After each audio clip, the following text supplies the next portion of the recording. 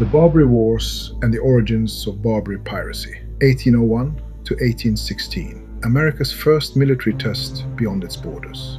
Historical background: who ruled North Africa? The Ottoman Empire's nominal sovereignty. At the dawn of the 19th century, the Ottoman Empire formally stretched across most of North Africa.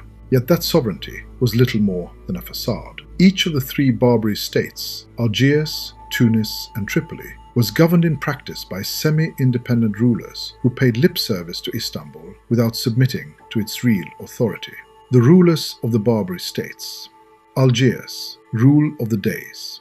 Algiers had passed through four phases of Ottoman governance: the Beylerbeys, the Pashas, the Agas, and finally the Deys. During the period of both wars, the ruler held the title of Dey, elected by the commanders of the Janissary Corps rather than appointed from Istanbul. The era of the Deys was defined by political instability, assassinations, and frequent revolts by the population, exhausted by heavy taxation and extortion. Tunis, the Husseinid Beys. Tunis was considerably more stable. It flourished under the golden age of Hamouda ibn Ali, Bey of Tunis, 1759 to 1814, who asserted Tunisian autonomy against both Istanbul and Algiers, re-established the kingdom as a regional power, and was regarded as one of the most capable rulers North Africa produced in this era. Tripoli, the Karamanli dynasty. The ruler who ignited the First Barbary War was Yusuf Karamanli, Pasha of Tripoli, who had seized power by eliminating his rivals within the ruling family. He founded a hereditary dynasty that governed with near total independence from the Ottomans between 1795 and 1832.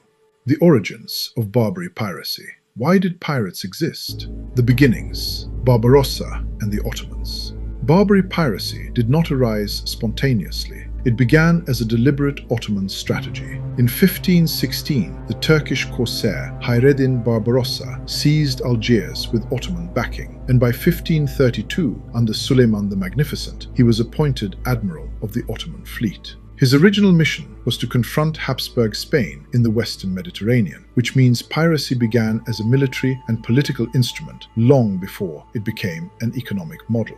The economic model: tribute, plunder, and ransom. Over time, piracy evolved from warfare into a systematic source of revenue. The Barbary states relied on three main income streams: tribute, periodic payments made by European nations in exchange for safe passage of their merchant ships; plunder, the seizure of merchant vessels and their cargo; ransom, the sale of captured sailors into slavery or the extraction of ransom payments from their governments. Ports were developed not for commerce, but to serve as safe harbors for corsair fleets. Agriculture and industry were neglected. Piracy was the backbone of the economy. The great paradox: the major European powers, Britain, France, and the Netherlands, actively preferred that piracy continue. It harmed smaller competitors, Italian city-states, emerging nations like the United States, while keeping Mediterranean trade routes under their indirect control. Paying tribute was far cheaper than waging war. Why did it finally end? The young United States refused this arrangement for a simple reason: it lacked a navy capable of deterrence and had no interest in keeping competitors weak. It was forced to build a fleet and fight.